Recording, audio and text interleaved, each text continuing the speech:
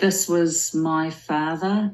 From the time I was born, I was part of a family where child sexual abuse and trafficking and ritual abuse occurred. A typical experience for me would be being woken up, taken out of my bed and pulled down to the van where my father would roughly throw me in. There I would be taken to the group that would perform the abuse and the satanic ritual abuse.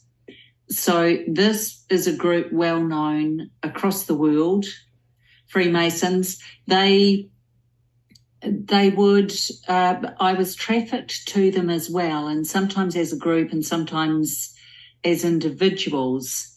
And these were men who my father got to know very well over time, but he would take me in to their meeting, and then we would go into the antechamber, and there would be other children, and we would be lined up. There would be a nurse in one part of that chamber and a doctor would be alongside. The nurse would check us and the doctor would administer an injection. This was some form of barbiturate. I don't know what it was, but it made us children malleable and less anxious. Then we would be taken into the main chamber, and there we would be laid out in a ritualistic format, like a compass with points on it, and then the chanting would begin. So that was a typical example for me. That was a very common occurrence once a month at the Freemasons, and then other times throughout the year at specific events they would hold. So that would be more likely to be rural or out in the country. So a typical ritualistic event from when I was younger, under 10, was to have animals in there that were killed. So one example was there was a little lamb in there that had its throat cut, and we were required to not just put our hands into the blood and do some sort of symbolic sign onto others, so onto other children that they would then do onto me, but we were also required to drink it. During those ritualistic experiences and sessions, there were children that would be discussed as needing to be sacrificed. Now, for a lot of years, I didn't remember that particular experience, but I do now because my name was mentioned. And for me, I was beyond terrified, because what that would mean is if they were going to sacrifice me, it wasn't going to be done in a simple way. I would be knifed, dissected, and then passed around. So I think for me, what happened was my father was talking to the Grand Master, who was the lead in all of this, the top Freemason there. And I think I was too old. I remember hearing the words, "She's too old." And so they got a boy who was a little bit younger than me, and he was sacrificed instead. And then I think that was all I could remember, but I'll never forget. It was nearly me. Okay, so where I experienced all of this was Freemasons have lodges throughout the world, but in our country, and they're quite recognisable because the windows are all covered up, and it's almost like secrets are being held, and yes, they definitely are being held, but the ritualistic abuse would take place within those walls.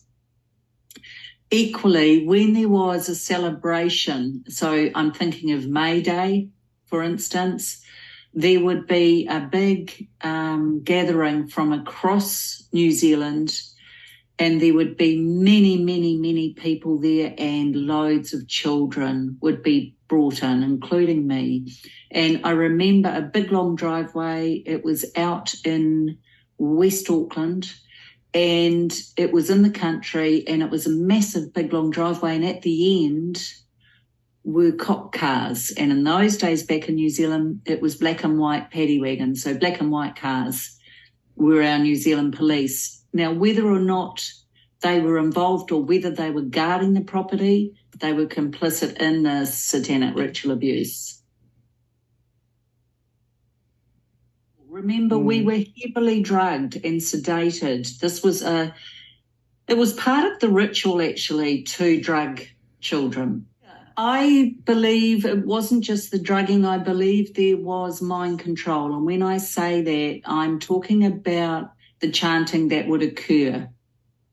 So there was a lot of chanting which tended to be hypnotic and also auto-suggestible. So I think there was a lot of that as well. And I know there was incredible dissociation for me personally during those events, because I would wake sometime later back in my bed and know things had happened but couldn't quite remember what they were. So it's taken decades to understand the control they had through mind control, but also through drugs and also fear. You know, children are vulnerable. They are such easy pickings for these evil people.